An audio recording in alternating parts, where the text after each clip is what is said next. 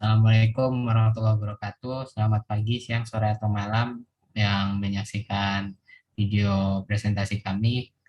Kami dari kelompok 2 memilih memilih blog sebagai konten kreatif untuk memperkenalkan manajemen bisnis UNS kepada khalayak umum. Kelompok 2 sendiri terdiri dari anggota, bisa next. Dari anggota saya sendiri, Enggar Tiasto dan Ludana Raji.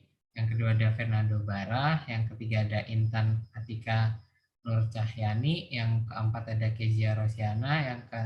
Yang terakhir ada Muhammad Farhan Pradana. Next. Konten pertama yang kami bahas artikel-artikel mengenai manajemen bisnis. Sinergi dengan industri, sekolah vokasi UNS gelar kuliah umum bersama Dirjen Pendidikan Vokasi.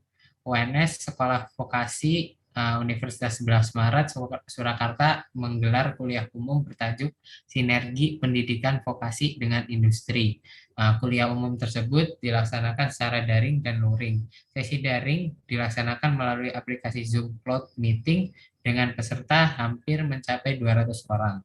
Sementara sesi luring dilaksanakan di Aula Sekolah Vokasi UNS dengan peserta yang terbatas, yakni sekitar 30 peserta saja.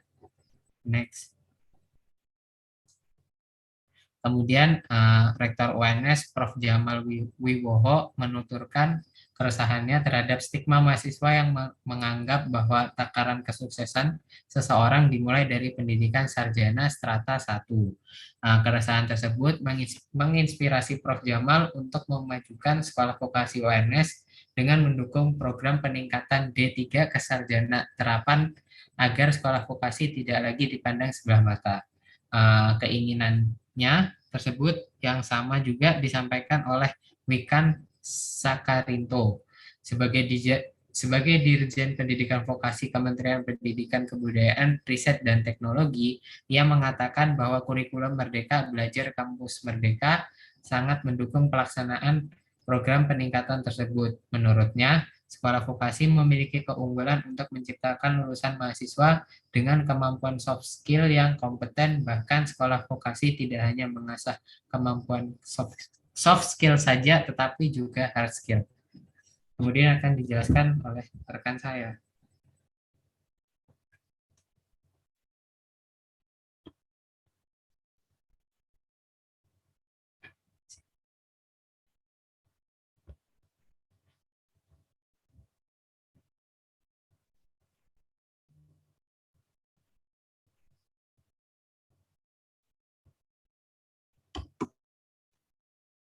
Selanjutnya yaitu mengenai SV, ada judul artikel yaitu SV UNS tanda tangani PKS tripartit dengan PT Buma dan PT Baja Kurnia. Nah, ini contoh artikelnya yaitu Sekolah Vokasi UNS menandatangani perjanjian kerjasama atau PKS dengan PT Bukit Makmur Mandiri Utama Buma dan PT Baja Kurnia.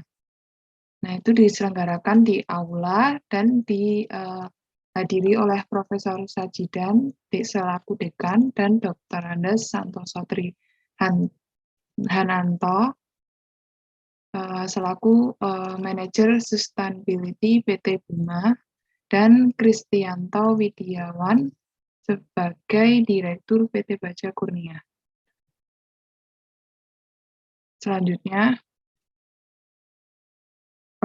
dalam PKS tersebut itu menyepakati kemitraan dalam hal pengembangan, penelitian, pelatihan, dan pengembangan SDM. Komitmennya untuk meningkatkan dan pengembangan pelatihan pendidikan vokasi. Nah, untuk tanggung jawab pelaksanaan riset sendiri, Sekolah Vokasi UNS dan PT Buma akan melibatkan PT Baja Kurnia sebagai pihak ketiga dalam pembuatan dan produksi yang disepakati oleh Prof. Sajidan dalam sambutannya menyambut baik kerjasama yang dijalani. Selanjutnya yaitu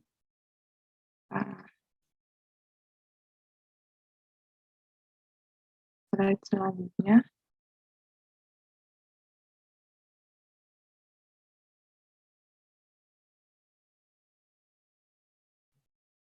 Ada aktivitas dan prospek kerja manajemen bisnis.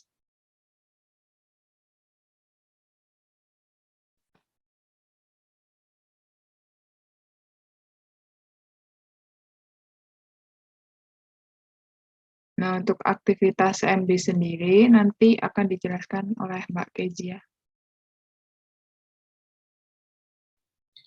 Baik, untuk aktivitas manajemen bisnis, setiap program studi di Sekolah Vokasi Universitas 11 Maret tentunya memiliki aktivitas yang bermanfaat bagi mahasiswanya. Begitu juga dengan program studi D3 Manajemen Bisnis yang juga memiliki beberapa aktivitas untuk mahasiswanya. Salah satunya yaitu kegiatan yang cukup rutin diadakan pada hari Sabtu, yaitu sharing session bisnis.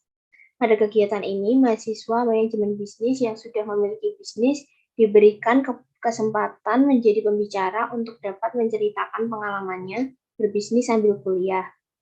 Harapannya, dari kegiatan ini agar dapat memotivasi mahasiswa lainnya untuk berani melangkah membangun bisnis. Selain itu, UNS juga membekali mahasiswanya dengan menyediakan pelatihan dan sertifikasi serta webinar. Selanjutnya, prospek kerja lulusan manajemen bisnis. Berikut beberapa prospek kerja lulusan manajemen bisnis. Yang pertama, business development. Business development adalah sebuah proses menciptakan nilai jangka panjang untuk perusahaan melalui pelanggan, pasar, dan juga relasi bisnis. Dengan kata lain, seseorang yang bekerja di bidang business development bertanggung jawab untuk menciptakan strategi agar pelanggan, pasar, dan relasi bisnis bisa menciptakan peluang bagi perusahaan untuk berkembang. Yang kedua, entrepreneur. Siapapun memang bisa menjadi entrepreneur, namun jika merupakan lulusan manajemen bisnis, prospek kerja yang satu ini sangat cocok untukmu. Kamu tentu sudah memiliki bekal ilmu tentang manajemen, bisnis, marketing, dan hal-hal lain yang berhubungan dengan entrepreneurship. Yang ketiga, marketing eksekutif. Profesi ini bisa disebut sebagai induk dari semua kegiatan marketing perusahaan. Lantas apa yang membedakannya dari profesi-profesi lain di bidang marketing? Marketing eksekutif berfokus untuk memaksimalkan keuntungan dari strategi pemasaran yang ia jalankan. Nantinya, kegiatan atau strategi itu dijalankan oleh bagian marketing lainnya, seperti content marketing, digital marketing, dan social media marketing. Yang keempat, risk manager. Setiap keputusan perusahaan tentu memiliki risiko, baik risiko keuangan, keselamatan, maupun keamanan. Untuk menghindari risiko-risiko tersebut, perusahaan membutuhkan seseorang yang ahli di bidang risk management atau manajemen risiko. Risk manager adalah seseorang yang menyiapkan rencana dan tindakan untuk mengurangi faktor risiko. Tanggung jawab seorang risk manager tentu saja besar. Kamu harus memiliki kemampuan analisis dan problem solving yang tinggi. Yang kelima, project manager. Seorang project manager bertanggung jawab atas perencanaan, pelaksanaan, pemantauan, pengendalian, dan penyelesaian proyek, seperti ditulis CIO. Dalam beberapa tahun belakangan, prospek kerja manajemen bisnis yang satu ini dianggap amat menjanjikan. Hal ini bisa terjadi karena perubahan ekonomi dan teknologi yang membuat perusahaan lebih fokus pada pengembangan proyek daripada kegiatan operasi sehari-hari. Di Indonesia, peluang di bidang manajemen proyek terus meningkat. Selanjutnya akan dijelaskan oleh Nando. Iya, selanjutnya saya akan menjelaskan tentang blok project selanjutnya yang ketiga, yaitu UKM. Kita membahas tentang UKM-UKM apa yang ada di UNS ini. Next.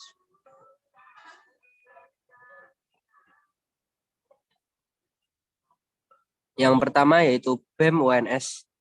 BEM UNS, Badan Eksekutif Mahasiswa Universitas 11 Maret, adalah organisasi mahasiswa intrakampus yang merupakan lembaga eksekutif di tingkat universitas, dan banyak kegiatan yang terdapat dalam UKM ini. Salah satunya pengembangan soft skill yang dapat digali oleh mahasiswa untuk meningkatkan ilmu komunikasinya dengan orang lain.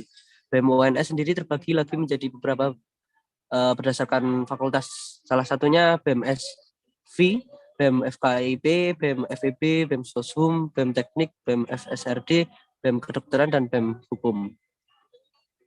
Next.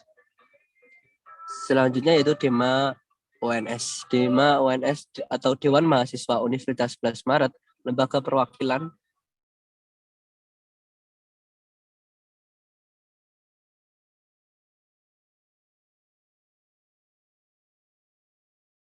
ini akan keluar dalam menjalankan roda pemerintahan yang diwujudkan dalam bentuk undang-undang. Next.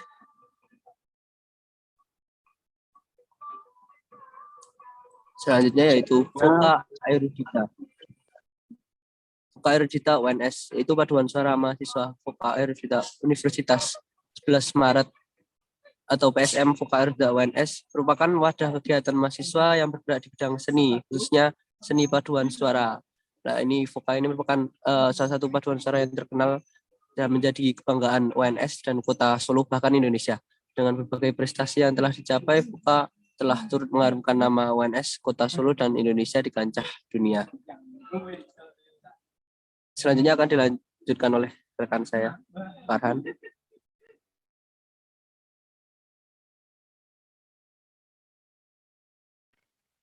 UKM selanjutnya yaitu Kopma UNS. Kopma UNS atau Koperasi Mahasiswa Universitas 11 Maret merupakan salah satu unit dari wadah kegiatan mahasiswa dan satu-satunya yang memiliki kegiatan selain bergerak dalam bidang pengembangan sumber daya, anggota juga secara langsung menangani unit usaha. Unit usaha didirikan atas dasar kepentingan bersama dari oleh dan untuk anggota.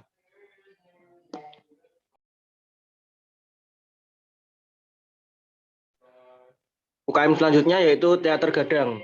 Teater Gadang Fakultas Ekonomi UNS adalah organisasi kemahasiswaan di Universitas 11 Maret Surakarta. Teater Gadang merupakan suatu wadah yang menampung, menggali, dan menyalurkan minat, bakat, dan potensi mahasiswa di bidang seni, khususnya yaitu seni teater.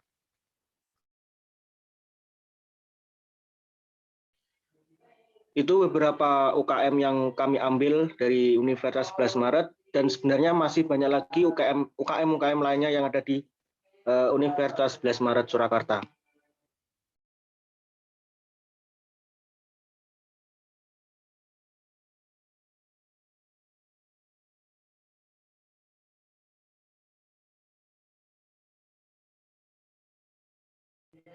Dan ini blog kami mengenai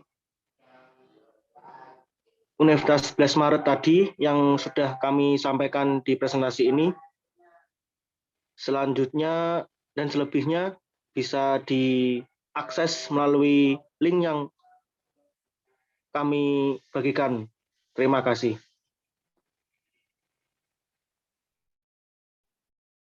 Sekian presentasi dari kelompok 2 mengenai tentang konten kreatif yang kami pilih, yaitu blog. Apabila ada salah, mohon dimaafkan. Wassalamualaikum warahmatullahi wabarakatuh.